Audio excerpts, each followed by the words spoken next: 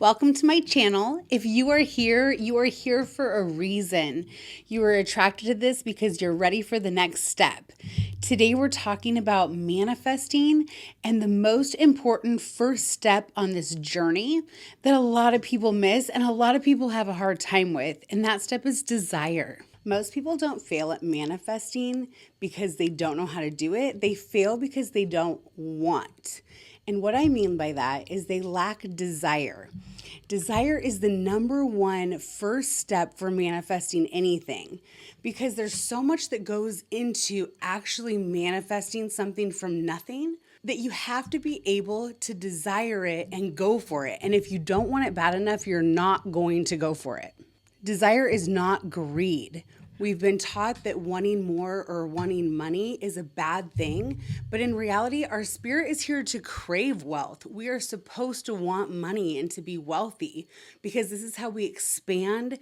It's how we grow. It's how we become the biggest and best version of ourselves. Nothing is created without desire. Desire is the soul remembering what it came here to experience. And you're not going to be able to manifest if you can't allow yourself to want. So if manifesting is something that you're trying to do or that you're dabbling with or that you're trying to understand, this is your first step to really figuring this out. And if you don't know what manifesting is the practice of purposely bringing things into existence with your thoughts, with your actions, with your belief system, and with your desires. Gratitude without desire becomes resignation, meaning you're resigning from having more, you're resigning from doing more. Just being grateful for what you have is not enough. It doesn't make you a more virtuous to not want. Just being grateful is limiting yourself. It's not allowing yourself to be the biggest and best version of you. Napoleon Hill said, "Desire is the starting point for all achievement." This is super important to understand because we don't set out to do anything without a desire. You don't go to college without a desire to have a career. You don't have a child without a desire to start a family. You don't start a relationship without a desire to find a partner. Desire is the start of everything. But somewhere along the way, we got taught that wanting more is bad or evil. The reason desire is the first step in manifesting is it precedes thoughts, identity, and action, because none of these things can happen without the desire to want them to happen and to want the outcome. You don't act on what you don't want. If you don't want it at a 10 out of 10, you're not going to do it. The desire for wealth is the desire for a happier, more abundant life and the ability to give to others, to support others' dreams, to contribute to others, contribute to society, contribute to the causes that you care about. Wanting more isn't about money. It's about expression and expansion and contribution. Also, your desire isn't random. It's a clue for your purpose. It's a clue to the reason of why you came here and what you're here to do. The things that you desire show you your path. Pause this video and ask yourself 3 questions. What do I secretly want but downplay? What do I say I'm fine without, but I still think about it?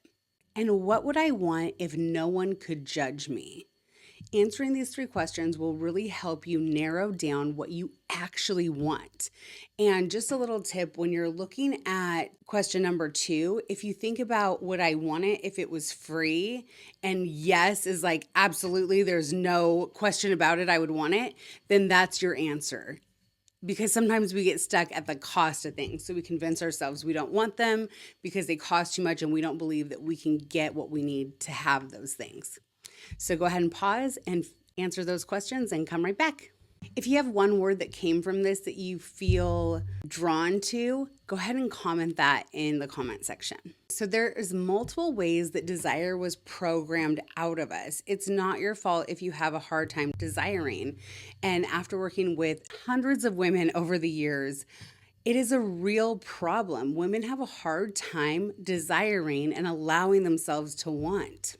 One of the first ways is religious conditioning. You were told money is evil and therefore you don't want money, or you've convinced yourself that you don't want money or that it's bad to want it. And then there's spiritual bypassing, where you think wanting means lack. So when you say, I want something, you've been spiritually programmed to say, like, oh, that's a lack thought process. And I understand that piece of it. However, if you say it in the proper way, like, I'm in the process of getting, or, you know, part of my purpose or part of my path is accomplishing, then you can put those in there without using a negative word that doesn't go with how you spiritually believe. Family survival patterns are another way that we get programmed. And this is because when we have families that don't have the means to teach us different, then they say things like, money doesn't grow on trees. What do you think I am? Made of money? What am I? The bank of mom? And these things get said, they were said by their parents and said by their parents and then passed down to your parents. And you might have said it to your children, but those are actually programming you or your children to believe that it's not okay to want money and that you just need to be grateful. Don't ask for more. Asking for more is bad. And then the fourth way we get programmed is being scared of disappointment. When I first met my husband, he would always think worst case scenario. He would tell me all the time, oh, this is probably going to happen. This is probably going to happen. I'm like, why do you think like that? And he's like, well, if I think the worst and then the worst doesn't happen, then I'm going to be happy. And I was like, that feels so backwards, because if you think the best, then hopefully you'll get closer to that outcome. Maybe you'll even hit it because you're believing that that's the outcome you're going to have. Our minds are so powerful and our words are so powerful. So when we say things, we actually bring them into existence. So when you're always focusing on the negative, you're actually attracting more negative things to happen to you. Bob Proctor, one of the writers of The Secret, said, you were meant to be rich, not in money, but in potential. Most people confuse gratitude with limitation, but true gratitude actually expands desire. It doesn't limit it. You don't dishonor God by wanting more. You dishonor by shrinking. Desire does not say you're ungrateful. It says that you're alive, that you're inspired, that you're full and ready to take action and to live your life to the fullest potential. One thing that was said to me, and I know it's been said by many speakers, but in one of the Tony Robbins courses that I took, he said, if you died tomorrow and say you went to another place to do a life review, and God said to you, this is the person you could have been. And that just hit me. Can you imagine watching a video of the life you could have had, that you had all the potential for, that you had all the desire for, that you had everything inside of you, that you could have made it happen and you didn't do it? That is a super scary possibility. So after hearing that, I was already desiring, I was already wanting more, and I was already on a path. But that's something that hit me so hard that I was like, I'm never going to minimize again. I'm never going to think small. I'm never not going to live my biggest dream, and I'm never not going to go for it. And that's what I want to inspire in you too, is to go for whatever your biggest desires are. If you want it, there's a reason you want it. It's part of your soul. Let's do another quick check-in. So think about it for a second. Who taught you that wanting more was unsafe or wrong? And whose voice do you hear when you're minimizing your desires? There's nothing wrong with this person, and they definitely did not program you on purpose to hurt you. They themselves were programmed and only did whatever they knew to be right. And we only have the tools we have to do our very best. But the point is to always grow, to always learn, to always get to the next level. And then at that point, we do have to deprogram other people's old ideas. Another story that I love that illustrates this is the story of the ham. So there was a family, and the mom was cooking the ham, and the little girl came in and said, why do you cut off both sides of the ham before you cook it? And she said, because that's how you cook ham. So then she's like, yeah, but why? And she's like, well, grandma's going to be here soon, so why don't you ask grandma? So then the grandma gets there, and the little girl goes up to the grandma and says, grandma, why do we cut off both sides of the ham before we put it in the pan? And the grandma says, that's the way you cook ham. That's how my mother taught me. So then the great grandma's coming over, and the little girl runs up to the great grandma and says, great grandma, why do we cut off both sides of the ham before we put it in the pan and cook it? And she said, "Oh, you don't have to. That's just how big my pan was. So it's the only way I could fit it." So for generations, these women were cutting off both ends of the ham because that's what they learned from their mom and their mom. And it just goes to show you that things get passed down and it's not necessarily a truth. It's just the situation or the tools that the person had that was teaching it. So let's just get clear on desire for a second. Desire is not desperation. Desire is not hustle. And desire is not lack. Desire is what moves you. It's what inspires you. It's what makes you take the next step. And you won't have what you truly want until you allow yourself to desire it. If you hear nothing else out of this, please hear this. You have to desire it to achieve it. So the way that we can also look at reason it isn't desperation or hustle or lack is that desire is calm. It feels good. It's exciting, but it doesn't break your nervous system. Desperation is loud. It causes anxiety. It causes your brain to rush and run and never stop. It causes lack of sleep and stress. Aligned desire feels expansive. It's not frantic energy. And if wanting feels heavy, it's not a desire, it's a fear. So when you feel like you want something, but it feels like, oh, like just bad, it's because you have a fear of not being able to achieve it. And that's something that also needs to be reprogrammed, which we can talk about at a later time. So let yourself dream for a second. Like, where do you feel expansion when you think about wanting more?